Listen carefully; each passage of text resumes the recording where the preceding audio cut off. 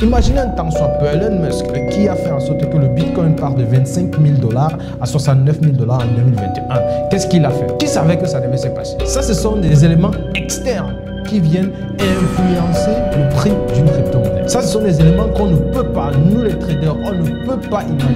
Je vais vous prendre un exemple. C'est Pavel Durov, qui est le président directeur général de Telegram. Il a en son actif un token qu'on appelle le Tokencoin. Telegram a plus de 900 millions d'utilisateurs. Et dans ces 900 millions d'utilisateurs, il y a quelques personnes qui détiennent le Tokencoin. Il y a cela quelques jours, le président directeur général Pavel Durov a été interpellé.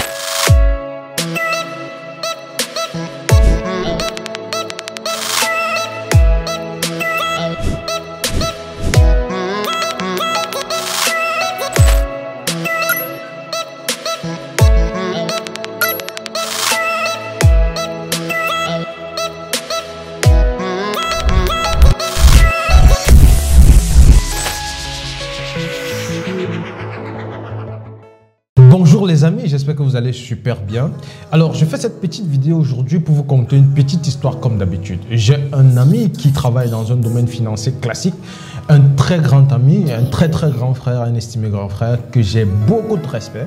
Un jour, il m'appelle pour parler du trading des crypto-monnaies. Alors, on parle du trading des crypto-monnaies, on parle de tout et de rien. Il veut me donner des leçons par rapport au trading des crypto-monnaies. Il me dit, Innocent, écoute, je ne sais pas pourquoi tu t'embrouilles à trader plusieurs crypto-monnaies. Il y a des traders que je connais qui sont spécialistes dans 2 ou 3 crypto-monnaies, qui ont compris comment les crypto-monnaies là fonctionnent, comment les crypto-monnaies là font pour prendre de la valeur, quels sont les éléments qui poussent à ce que ces crypto-monnaies là perdent de la valeur, c'est-à-dire le fonctionnement intrinsèque de la crypto-monnaie. Et donc, ils se concentrent sur ces 2 ou ces 3 crypto-monnaies pour prendre des positions. Ils peuvent acheter, ils peuvent revendre et tiens-toi tranquille, ces personnes réussissent à tous les coups. Alors, quand il me dit ça, je reste là, je réfléchis, je me dis non, grand frère, j'avais beaucoup d'estime pour toi.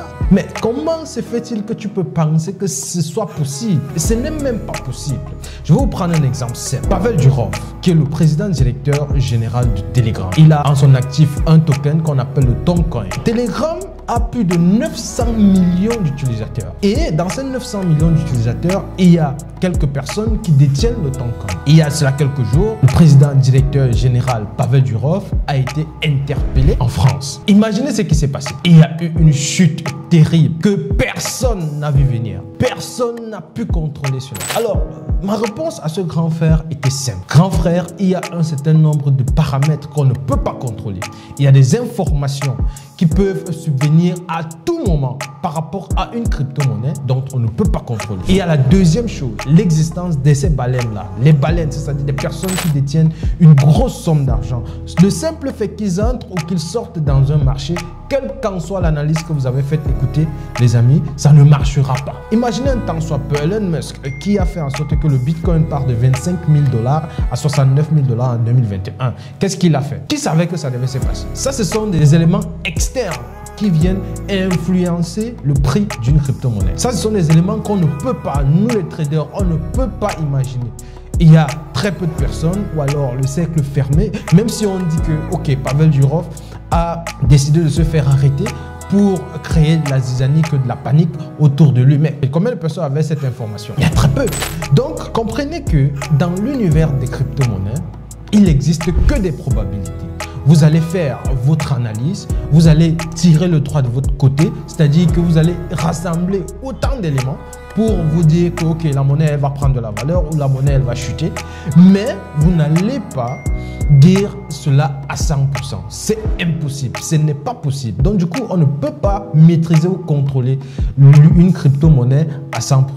Même si c'est vous qui avez créé la crypto-monnaie. Dans ce paramètre-là, il va exister le fait que si la monnaie est totalement décentralisée, c'est-à-dire vous ne détenez aucune pièce de votre crypto-monnaie, vous ne détenez plus le pouvoir de cette crypto-monnaie-là. Même si vous détenez des pièces, si vous ne détenez pas plus de 30% de votre crypto-monnaie, vous ne pouvez pas contrôler le marché à 100%. D'accord? Donc les amis, amis, il y a beaucoup de personnes qui vont vous faire croire des choses qui existent dans l'univers des crypto-monnaies ou quoi que ce soit. Je suis très remonté aujourd'hui parce qu'il y a des personnes qui se disent des experts mais qui ne maîtrisent pas tous les paramètres qui entrent dans l'influence d'une crypto-monnaie dans un marché financier. Et il n'y a qu'une seule solution. Digital Solutions and Consulting. Venez vous faire former. Nous formons en présentiel mais aussi en ligne. Nous donnons des formations et des accompagnements à nul autre pareil. Il n'y a pas une autre institution, une autre école ou un autre centre qui donne des informations que nous donnons parce que nous parlons à travers nos expériences. C'était Innocent Pansou, c'était le CEO de Digital Solutions and Consulting. Je vous remercie. Ciao.